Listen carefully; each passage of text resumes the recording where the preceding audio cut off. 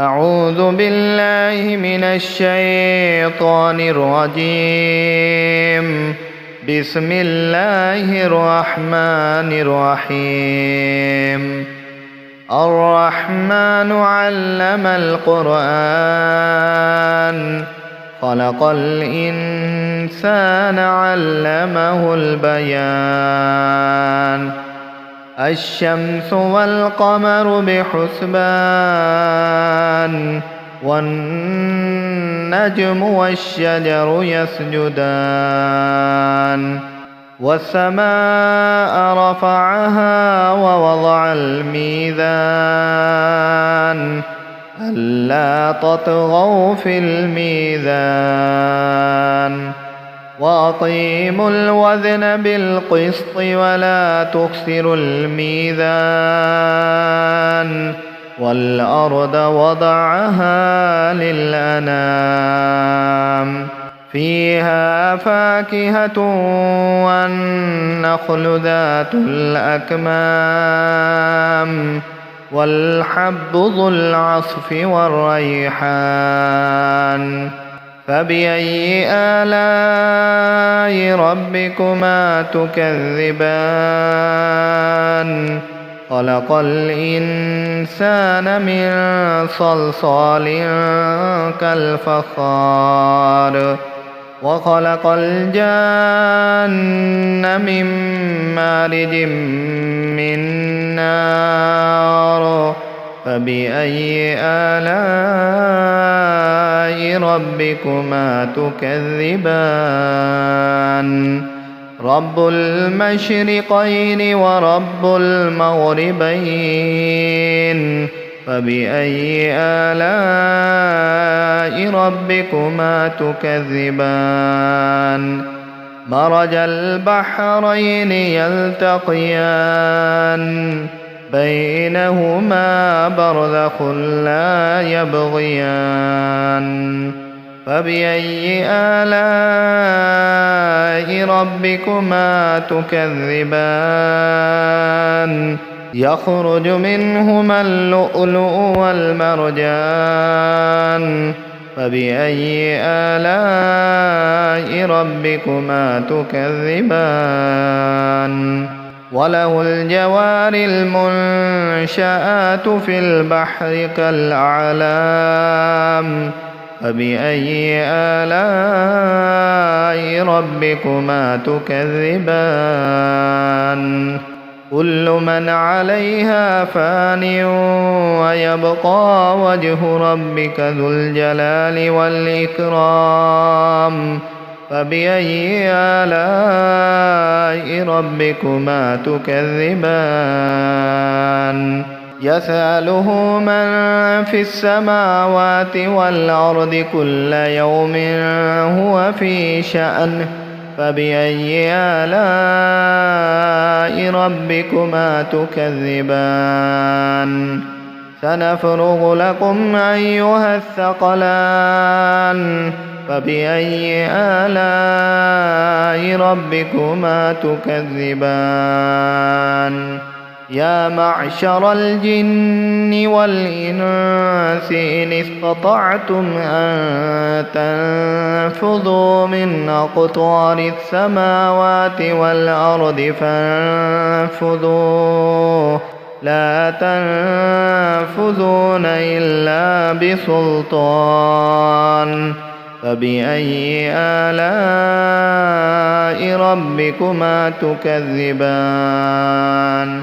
يرسل عليكما شواظ من نار ونحاس فلا تنتصران. فبأي آلاء ربكما تكذبان؟ فإذا انشقت السماء فكانت وردة كالدهان. فبأي آلاء ربكما تكذبان؟ فيومئذ لا يسأل عن ذنبه إنس ولا جان. فبأي آلاء ربكما تكذبان يعرف المجرمون بسيماهم فيؤخذ بالنواصي والأقدام فبأي آلاء ربكما تكذبان هذه جهنم التي يكذب بها المجرمون يطوفون بينها وبين حميم آن فبأي آلاء ربكما تكذبان ولمن خاف مقام ربه جنتان فبأي آلاء ربكما تكذبان ذواتا أفنان فبأي آلاء ربكما تكذبان فيهما عينان تجريان فبأي آلاء ربكما تكذبان فيهما من كل فاكهة زوجان فبأي آلاء ربكما تكذبان متكئين على فرش بطائنها من استبرق وجنى الجنتين دان فبأي آلاء ربكما تكذبان فيهن قاصرات الطرف لم يطمثهن إنس قبلهم ولا جان فبأي آلاء ربكما تكذبان كأنهن الياقوت والمرجان فبأي آلاء ربكما تكذبان هل جزاء الإحسان إلا الإحسان فبأي آلاء ربكما تكذبان ومن دونهما جنتان فبأي آلاء ربكما تكذبان مدهامتان فبأي آلاء ربكما تكذبان فيهما عينان نضاختان فبأي آلاء ربكما تكذبان فيهما فاكهة ونخل ورمان فبأي آلاء ربكما تكذبان فيهن خيرات حسان فبأي آلاء ربكما تكذبان حور مقصورات في الخيام فبأي آلاء ربكما تكذبان لم يطمثهن إنس قبلهم ولا جان فبأي آلاء ربكما تكذبان متكئين على رفرف خضر وعبقري حسان فبأي آلاء ربكما تكذبان تبارك اسم ربك ذي الجلال والإكرام بسم الله الرحمن الرحيم ياسين والقرآن الحكيم إنك لمن المرسلين على صراط مستقيم تنزيل العزيز الرحيم لتنذر قوما ما أنذر آباؤهم فهم غافلون لقد حق القول على أكثرهم فهم لا يؤمنون إنا جعلنا في أعناقهم أغلالا فهي إلى الأذقان فهم مقمحون وجعلنا من بين أيديهم سدا ومن خلفهم سدا فأغشيناهم فهم لا يبصرون وسواء عليهم أأنذرتهم أم لم تنذرهم لا يؤمنون إنما تنذر من اتبع الذكر وخشي الرحمن بالغيب فبشره بمغفرة وأجر كريم إنا نحن نحيي الموتى ونكتب ما قدموا وآثارهم وكل شيء أحصيناه في إمام مبين واضرب لهم مثلا أصحاب القرية إذ جاءها المرسلون إذ أرسلنا إليهم 2 فكذبوهما فعززنا ب3 فقالوا إنا إليكم مرسلون قالوا ما أنتم إلا بشر مثلنا وما أنزل الرحمن من شيء إن أنتم إلا تكذبون قالوا ربنا يعلم إنا إليكم لمرسلون وما علينا إلا البلاغ المبين قالوا إنا تطيرنا بكم لئن لم تنتهوا لنرجمنكم وليمسنكم منا عذاب أليم قالوا طائركم معكم أئن ذكرتم بل أنتم قوم مسرفون وجاء من أقصى المدينة رجل يسعى قال يا قوم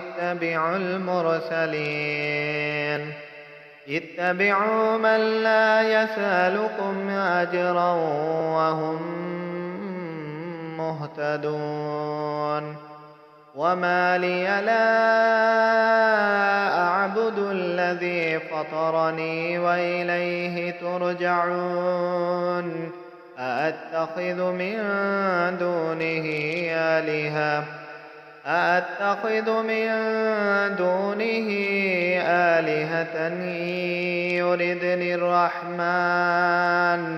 إن يردني الرحمن بضر لا تغن عني شفاعتهم شيئا ولا ينقذون إني إذا لفي ضلال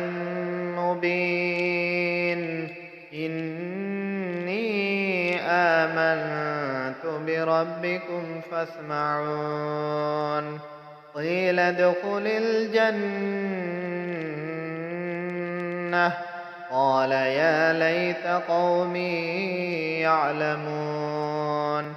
بما غفر لي ربي وجعلني من المكرمين وما أنزلنا على قومه من بعده من جند من السماء وما كنا منزلين إن كانت إلا صيحة واحدة فإذا هم خامدون يا حسرة على العباد ما يأتيهم من رسول إلا كانوا به يستهزئون ألم يروا كم أهلكنا قبلهم من القرون أنهم إليهم لا يرجعون وإن كل لما جميع لدينا محضرون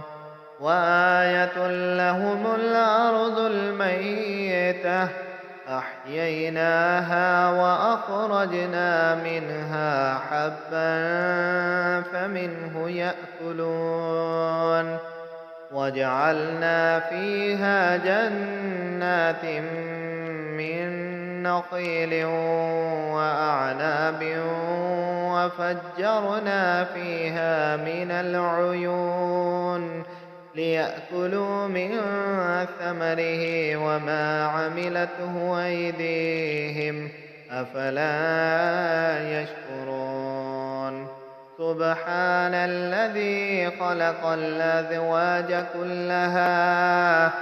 سبحان الذي خلق الأزواج كلها مما تنبت الأرض ومن أنفسهم ومما لا يعلمون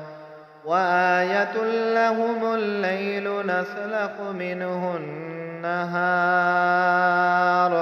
فإذا هم مظلمون والشمس تجري لمستقر لها ذلك تقدير العزيز العليم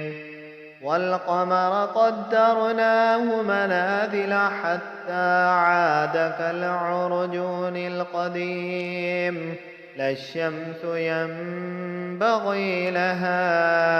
أن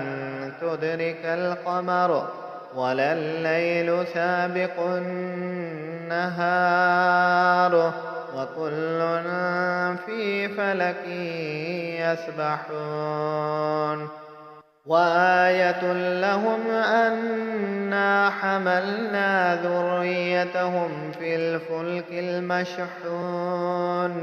وخلقنا لهم من مثله ما يركبون وإن نشأ نغرقهم فلا صريخ لهم ولا هم ينقذون إلا رحمة منا ومتاعا إلى حين وإذا قيل لهم اتقوا ما بين أيديكم وما خلفكم لعلكم ترحمون وما تأتيهم من آية من آيات ربهم إلا كانوا عنها معرضين وإذا قيل لهم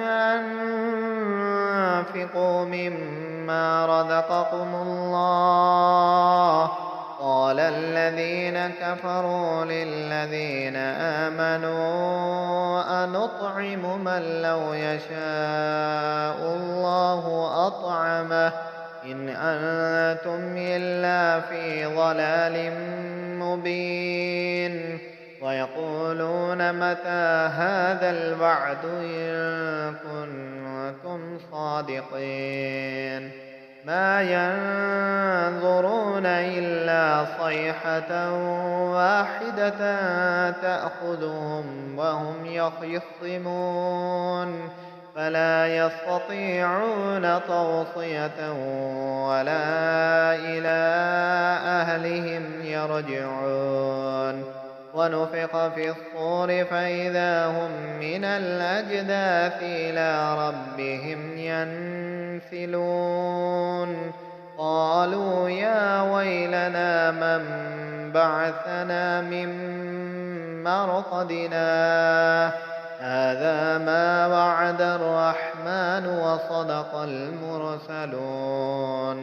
إن كانت إلا صيحة واحدة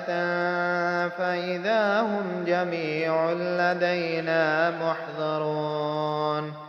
فاليوم لا تظلم نفس شيئا ولا تجزون إلا ما كنتم تعملون إن أصحاب الجنة اليوم في شغل فاكهون هم وأزواجهم في ظلال على الأرائك متكئون لهم فيها فاكهة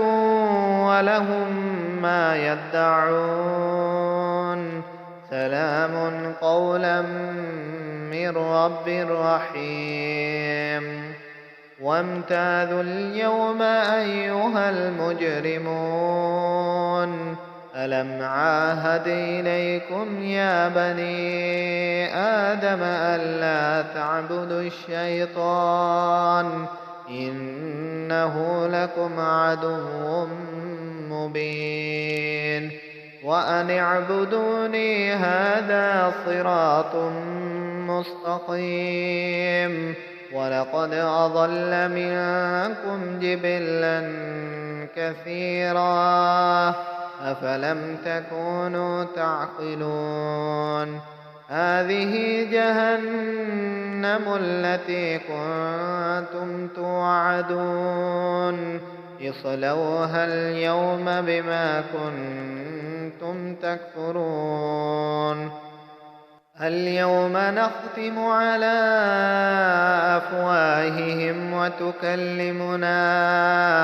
وتكلمنا أيديهم وتشهد أرجلهم بما كانوا يكسبون ولو نشاء لطمسنا على أعينهم فاستبقوا الصراط فأنى يبصرون ولو نشاء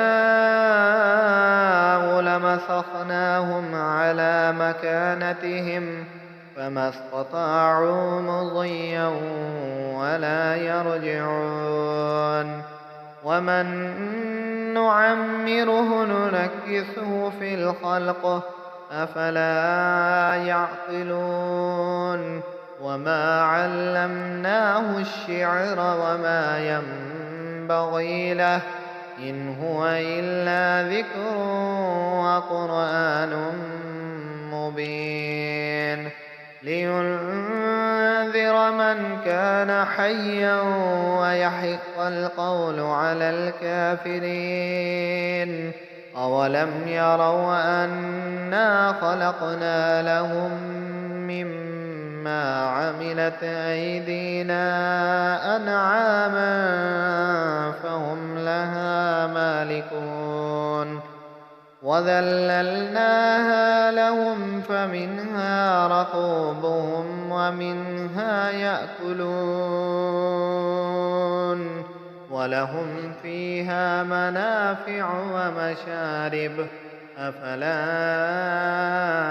يشكرون واتخذوا من دون الله آلهة لعلهم ينصرون لا يستطيعون نصرهم وهم لهم جند محضرون فلا يحزنك قولهم إنا نعلم ما يسرون وما يعلنون أولم ير الإنسان أنا خلقناه من نطفة فإذا هو خصيم مبين وضرب لنا مثلا ونسي خلقه قال من يحيي العظام وهي رميم قل يحييها الذي أنشأها أول مرة وهو بكل خلق عليم الذي جعل لكم من الشجر الأخضر نارا فإذا أنتم منه توقدون أوليس الذي خلق السماوات والأرض بقادر على أن يخلق مثلهم بلى وهو الخلاق العليم إنما أمره إذا أراد شيئا أن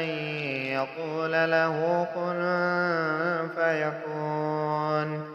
فسبحان الذي بيده ملكوت كل شيء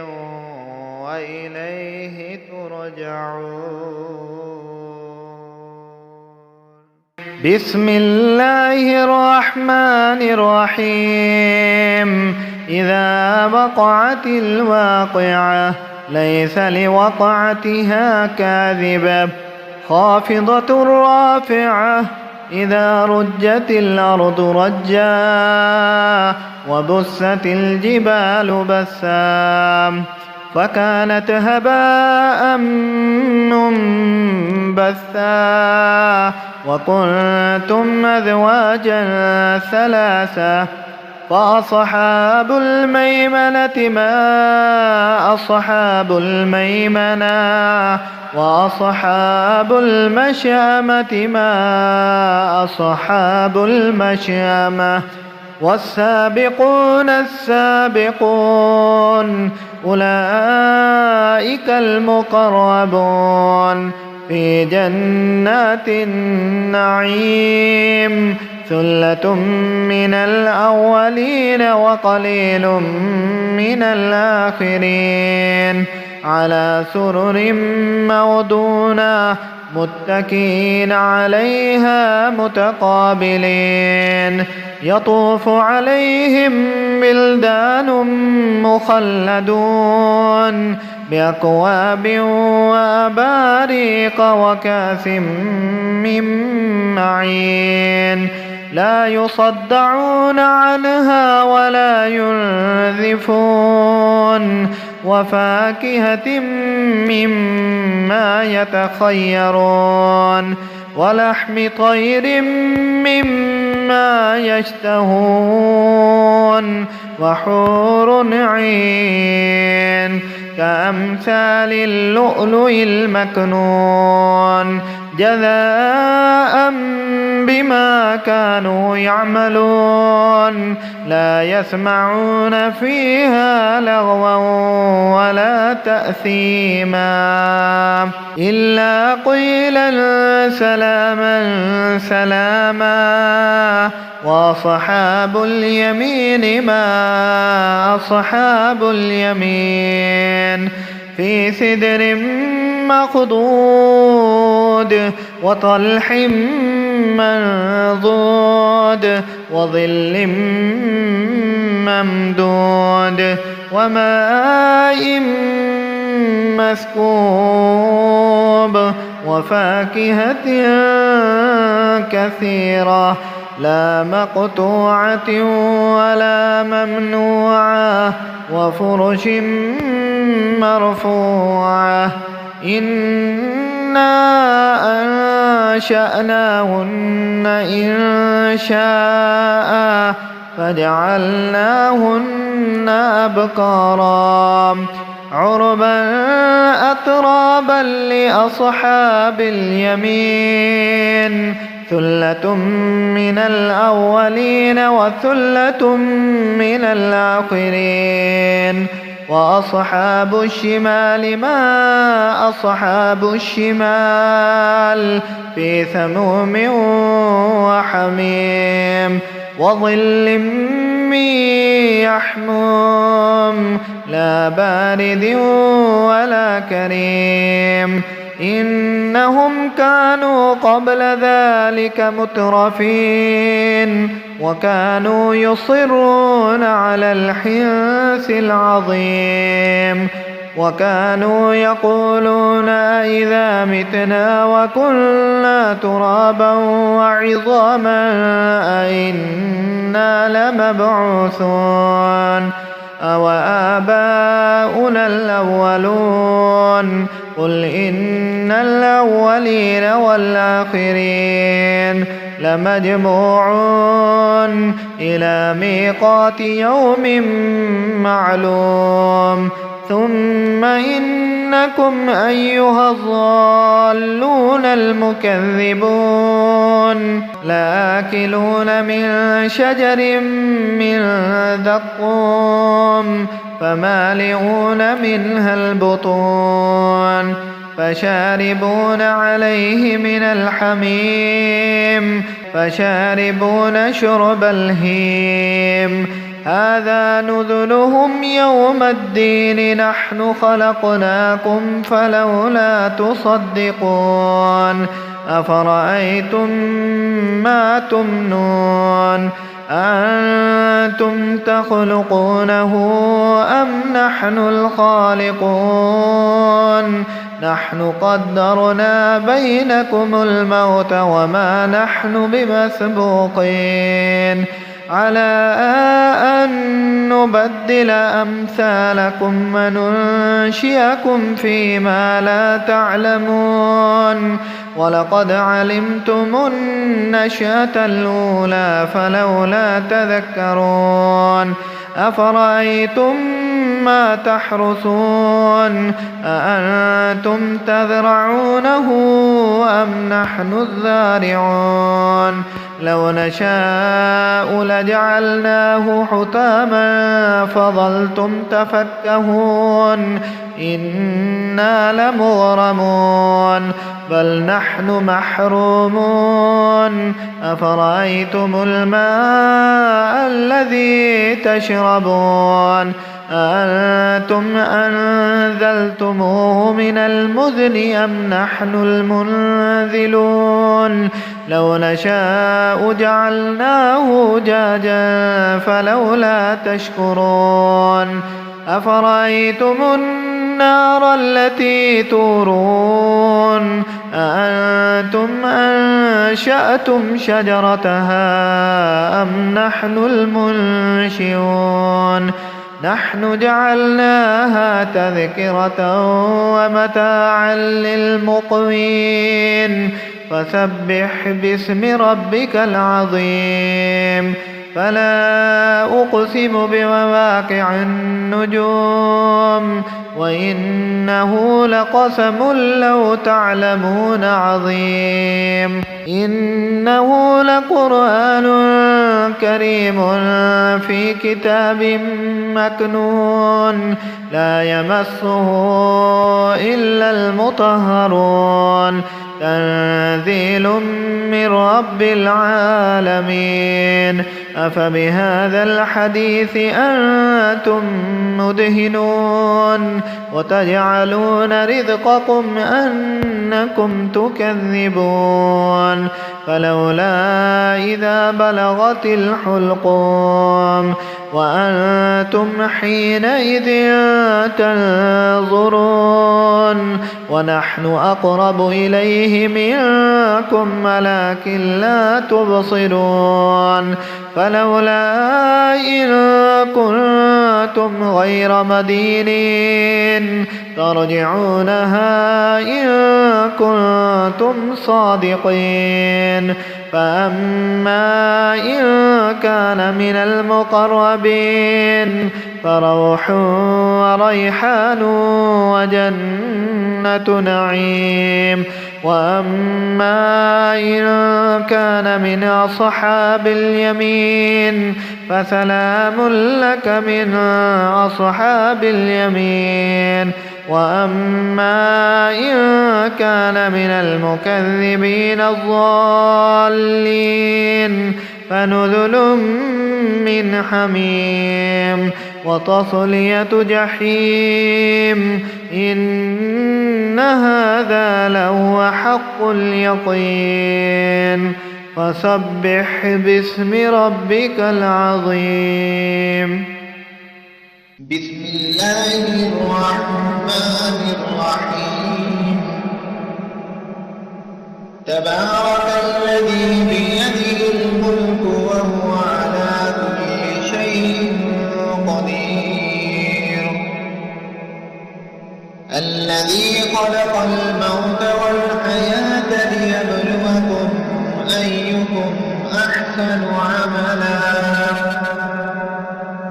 وهو العزيز الغفور. الذي خلق 7 سماوات طباقا ما ترى في خلق الرحمن من تفاوت فارجع البصر هل ترى من فطور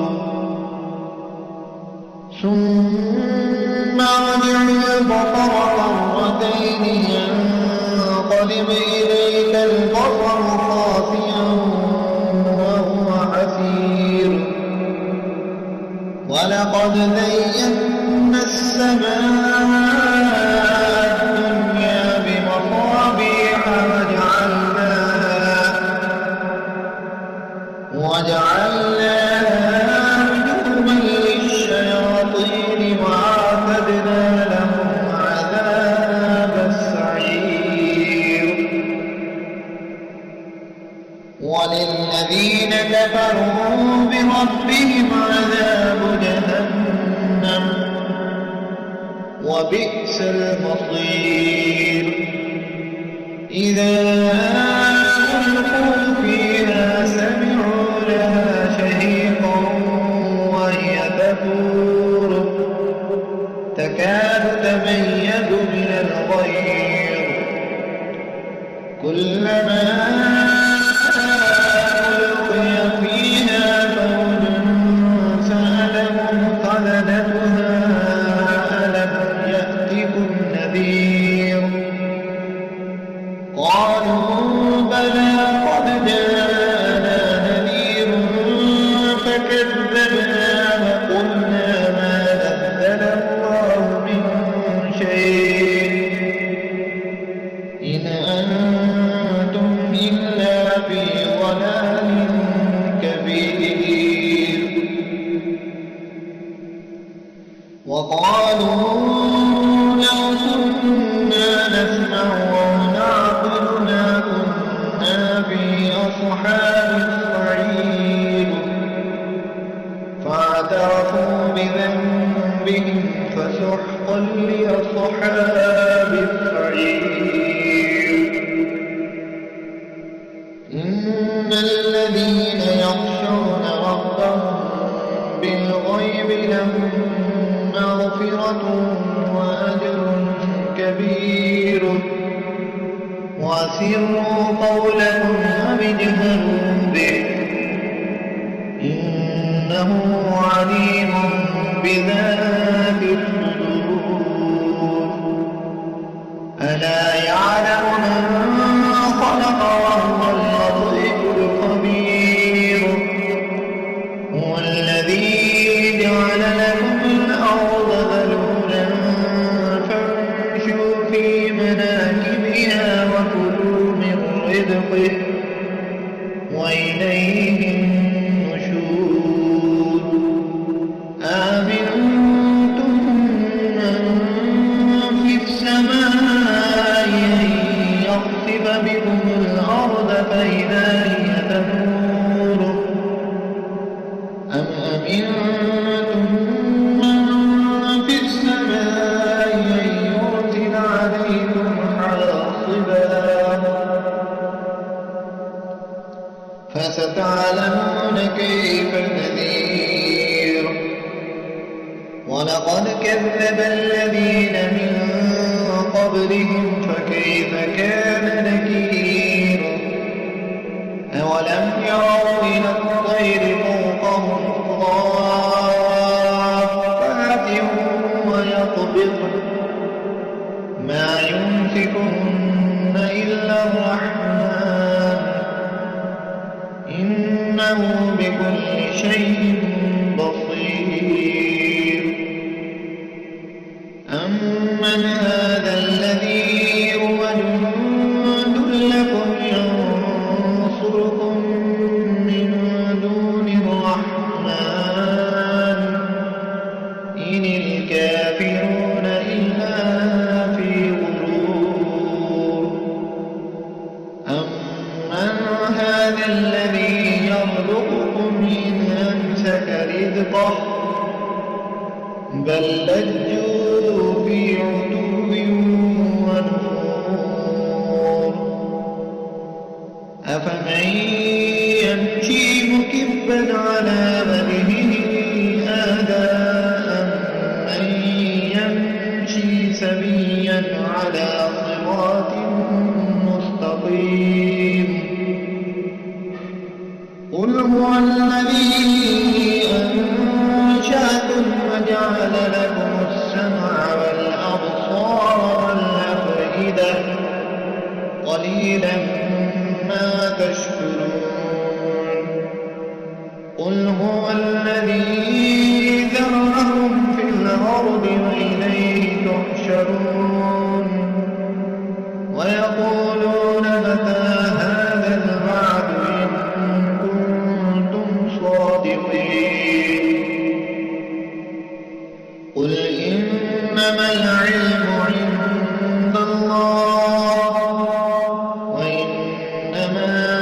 أنا نذير مبين فلما رأوه زلفة سيئت وجوه الذين كفروا وقيل هذا الذي كنتم به تدعون قل أرأيتم إن أهلكني الله ومن معي أو رحمنا فمن يجير الكافرين من عذاب أليم